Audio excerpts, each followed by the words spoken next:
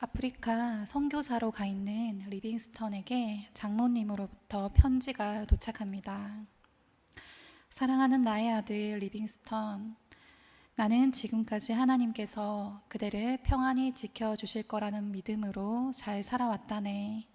그러나 지금은 그런 기도가 반드시 응답될 거라 기대해서는 안 된다는 것을 배웠다네. 무엇을 간절히 바라고 기도하더라도 하나님의 뜻에 맡깁니다 라는 경건함이 없으면 안 된다는 것을 배웠다네. 이렇게 온전히 하나님께 맡기는 기도가 참된 기도라 할 수 있겠습니다. 본문은 하박국 선지자가 하나님의 섭리와 공의를 깨닫고 하나님께 드리는 기도입니다.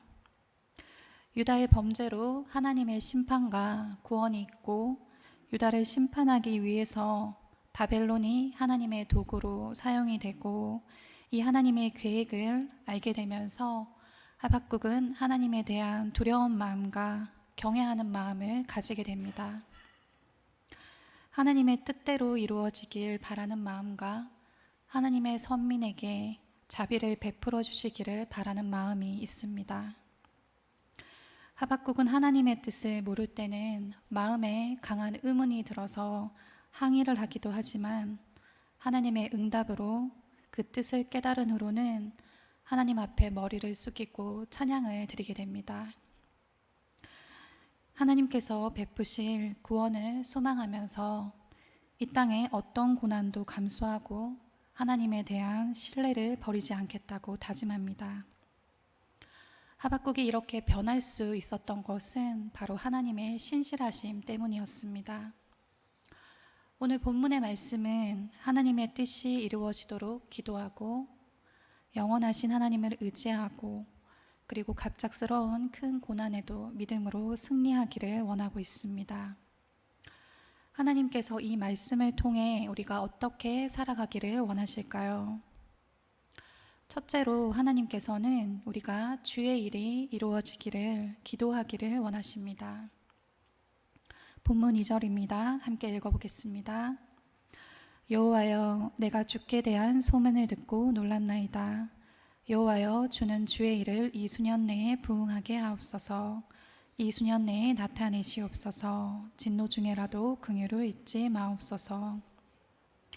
2절을 보면 하박국 선지자는 주께 대한 소문을 듣고 놀랐다고 고백하면서 여호와여, 주는 주의 일을 이 수년 내에 부응하게 하옵소서. 이 수년 내에 나타내시옵소서. 진노 중에라도 긍휼을 잊지 마옵소서라고 간구하였습니다. 우리는 이 하박국의 간구를 보면서 하나님의 뜻을 깨달은 사람의 바른 자세에 대해서 알 수 있습니다. 하나님의 뜻을 깨닫게 된 선지자는 주의 일, 바로 하나님의 뜻이 성취되기를 바란다고 고백하고 있습니다. 여기서 주의 일이 무엇일까요? 주의 일에는 바벨론에 대한 하나님의 심판과 또 선민의 회복이 포함되어 있습니다. 하지만 그 이전에 하나님께서 이루시고자 하는 계획이 있으셨습니다. 바로 타락한 선민의 나라 유다를 바벨론을 심판의 도구로 삼아서 심판하시는 것입니다. 그래서 주의 일은 선민들에게 좋다고만 할 수는 없습니다. 선민들에 대한 심판이 있었기 때문에 그 일이 이루어질 때 뼈를 깎는 처절한 시련의 시간을 보내야 합니다. 하박국이 어째서 주의 일을 이 수년 내에 부응하게 하소서, 이 수년 내에 나타내시옵소서라고 하였을까요? 하나님의 거룩한 뜻과 그것이 성취되는 것이 가장 최우선이었기 때문입니다. 하박국 개인의 입장으로는 선민의 나라인 유다가 하나님을 모르는 악한 이방 나라에 의해서 고통당하는 것을 원치는 않았습니다. 그러나 하나님의 절대 주권을 인정하고 하나님의 뜻이 속히 이루어지기를 원했습니다. 우리의 기도는 우리의 뜻이 이루어지기를 간구하는 것이 아니라 하나님의 뜻이 이루어지기를 간구해야 합니다. 뜻이 하늘에서 이룬 것 같이 땅에서도 이루어지이다라고 간구하는 것이 기도의 바른 자세입니다. 주님께서 십자가를 앞에 두고 내 아버지여 만일 할만하시거든 이 잔을 내게서 지나가게 하옵소서라고 기도했지만 그러나 나의 원대로 마시옵고 아버지의 원대로 하옵소서라고 기도하셨던 것처럼 하나님께 저희도 간구해야 합니다. 하나님의 뜻이 이루어지기를 간구하는 모든 성도님들이 되시기를 소망합니다. 한 여자 청년이 있었습니다. 이 청년은 인도 선교사로 가기를 원해서 신학을 공부하기도 하고 언어 훈련도 마친 상태였습니다. 그런데 갑자기 언니네 가정에 큰 어려움이 찾아왔습니다. 바로 아들 셋과 딸 하나를 둔 언니가 병이 들고 세상을 떠나게 되었습니다. 그리고 그 언니의 남편마저 죽게 되었습니다. 아이 넷을 떠맡게 된 그녀는 도저히 아이들을 그대로 두고 선교를 떠날 수는 없었습니다. 그래서 선교 본부에 편지를 보냅니다. 목사님, 저는 인도 선교사가 되기를 원했지만 하나님의 뜻이 다른 데 있는 것 같습니다. 가지 못하게 되어서 죄송합니다. 그리고 선교사의 꿈을 포기하고 이제 아이들을 믿음으로 잘 양육하게 됩니다.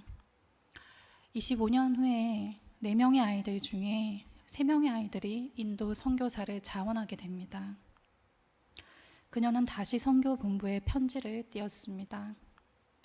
목사님, 하나님께서는 저의 기도를 25년 만에 3배로 이루어 주셨습니다. 이제 저희 세 자녀를 인도로 파송해 주세요. 하나님의 뜻은 우리의 뜻과 다를 수도 있고 하나님의 시간은 우리의 시간과 다를 수 있습니다. 그러나 하나님의 뜻은 언제나 우리의 뜻을 초월해서 열매를 만들어냅니다. 둘째로 하나님께서는 우리가 영원하신 하나님을 의지하기를 원하십니다. 본문 6절입니다. 함께 읽어보겠습니다. 그가 서신즉 땅이 진동하며 그가 보신즉 여러 나라가 전율하며 영원한 산이 무너지며 무궁한 작은 산이 엎드러 지나니 그의 행하심이 예로부터 그러하시도다. 아멘. 6절은 세상의 무엇도 하나님의 심판을 견딜 수 없다라는 것을 알려줍니다. 하나님의 선민을 대적하는 것은 아무리 강하고 견고한 것이라고 해도 멸망에 이른다는 것을 강조하고 있습니다. 바벨론이 하나님의 심판으로 멸망하게 될 것이라는 것을 의미하고 있고 더 나아가서는 바벨론이 상징하고 있는 바로 사탄의 세력이 하나님의 심판을 받아 영원한 멸망에 이른다는 것입니다. 땅과 산은 견고함과 변치 않음을 의미하고 있습니다. 산은 예전부터 그대로 그 자리에 있어 왔고 앞으로도 그 자리에 있을 것이라는 것이 사람들의 믿음이고 확신입니다. 그래서 당시 사람들은 땅이나 산을 영원함의 상징으로 생각하고 있었습니다. 히브리 문학에서도 다른 문화권의 문학에서도 땅과 산은 영원함의 상징으로 나타납니다. 그러나 하나님 앞에서는 땅도 진동하고 산들도 무너져 내린다는 것이 바로 하박국의 증언입니다. 땅과 산은 당시 세계 전체를 의미하는 강대국이었던 바벨론과 또 바벨론을 통치하고 천하를 다스린 바벨론 왕과 그 권력자들을 의미하고 있습니다. 하박국은 땅과 산을 의미하는 그들이 창조주 하나님의 권능과 위엄 앞에 진동하고 요동하고 또 결국엔 무너져 내릴 것이라 말합니다. 세상에 속한 것은 아무리 굳건하고 견고하고 또 강하게 보일지라도 하나님이 심판하시면 진동하고 무너져 내립니다. 이렇게 불완전한 세상에서 우리가 붙들어야 할 것이 무엇일까요? 이 세상엔 없지만 이 세상 너머에 계신 하나님은 우리가 영원히 의지할 수 있고 영원히 견고하게 우리의 삶을 지탱해 주십니다. 하나님을 경외한 자들은 하나님을 의지하고 회복의 역사와 구원의 역사를 체험했습니다. 영원하신 하나님을 의지하는 우리도 이 세상이 무너져 내리는 순간에도 무너져 내리지 않고 하나님 안에서 영원히 살 것입니다. 영원하신 하나님을 의지하는 모든 성도님들이 되시기를 소망합니다. 톨스토이는 아주 부유한 귀족 출신이었고 작가로도 크게 성공을 해서 부러울 것 없는 생활을 하고 있었습니다. 하지만 그에게는 참 만족이 없었습니다. 죄에 대한 공포로 매일 불안한 나날을 보내고 있었습니다. 그러던 어느 날 한적한 시골길을 걸어가고 있었고 너무나 평화로워 보이는 시골 농부를 만나게 됩니다. 톨스토이는 농부에게 다가가 그 당신의 평화로움의 비결이 무엇입니까? 라고 물어보게 됩니다. 농부가 웃으면서 대답을 합니다. 저는 항상 하나님만을 의지하고 삽니다. 그래서 제 마음은 늘 기쁘답니다. 그 말을 들은 톨스토이는 그때부터 진지하게 하나님을 찾기 시작하였고 결국 하나님을 만나 과거의 불안과 공포에서 벗어날 수 있었다고 합니다. 예수님은 십자가에서 피를 흘리며 돌아가시는 순간까지도 하나님께서 아버지시고 자신의 영혼을 받아주실 것을 확신하셨습니다. 우리는 얼마나 하나님을 믿고 의지할까요? 항상 하나님을 의지하고 그분께 맡겨드릴 때 삶의 불안과 공포에서 벗어나 또 하나님께서 주시는 기쁨과 평화를 누릴 수 있을 것입니다. 셋째로 하나님께서는 우리가 큰 고난에도 믿음으로 승리하기를 원하십니다. 본문 14절입니다. 함께 읽어보겠습니다.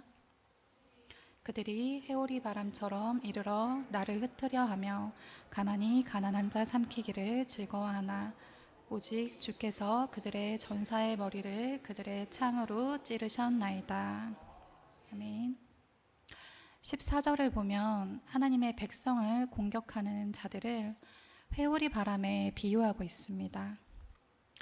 하나님의 백성을 공격하는 대적들이 아주 강력하고 또 하나님의 백성이 그들에게 큰 고통을 당하게 될 것을 말합니다. 미국에서는 종종 토네이도라고 하는 아주 강력한 회오리 바람이 불기도 합니다. 이러한 토네이도가 지나가면 그 자리는 아무것도 남지 않습니다.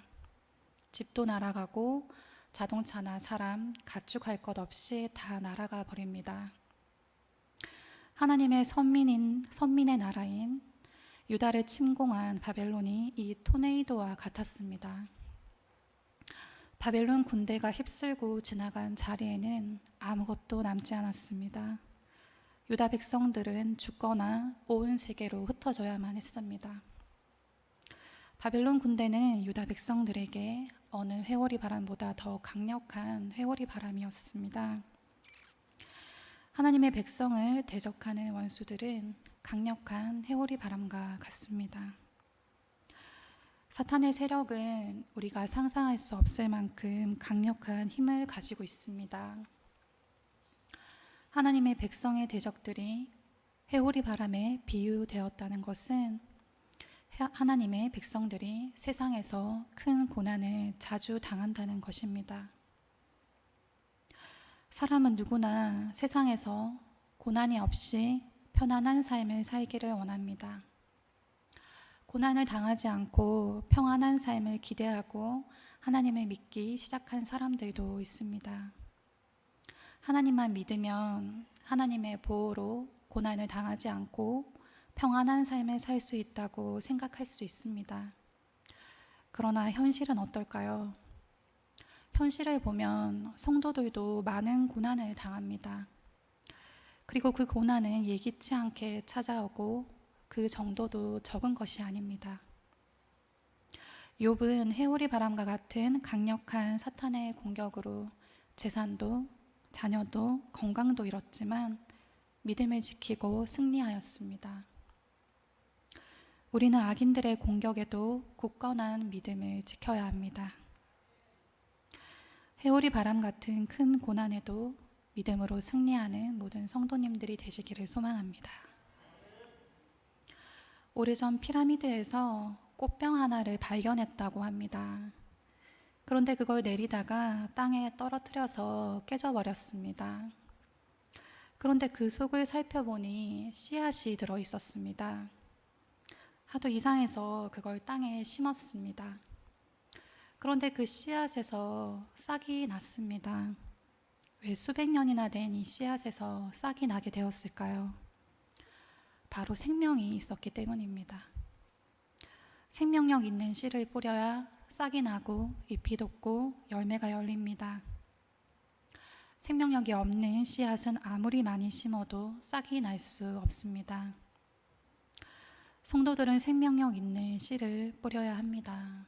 그러면 이 생명이 무엇일까요? 요한복음 14장 6절에 예수님은 이렇게 말씀하셨습니다.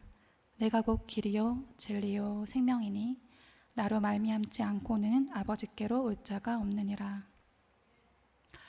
예수님에 대한 믿음이 생명의 씨입니다. 생명의 씨가 되는 이 믿음을 굳게 가져야 하겠습니다. 하나님께서는 우리가 하나님 뜻이 이루어지기를 기도하고 영원하신 하나님을 의지하고 갑작스럽게 다가오는 큰 고난에도 믿음으로 승리하기를 원하십니다. 하박국은 선민들에게 일어나는 범죄를 보면서 하나님께서 이 타락을 방치하시는 것 같아서 매우 갈등하고 괴로워했습니다. 유다의 범죄로 하나님의 심판과 구원이 있게 되고 유다를 심판하기 위해서 바벨론이 하나님의 도구로 사용되는 것을 그 계획을 알게 되면서 하나님에 대한 두려운 마음과 경외하는 마음을 가지게 되었습니다. 하나님의 뜻대로 이루어지기를 바라는 마음과 하나님의 선민에게 자비를 베풀어 주시길 바라는 마음을 가졌습니다. 그리고 어떤 환경과 형편에도 하나님을 굳게 신뢰하고 감사와 찬양을 올려드리겠다고 다짐합니다.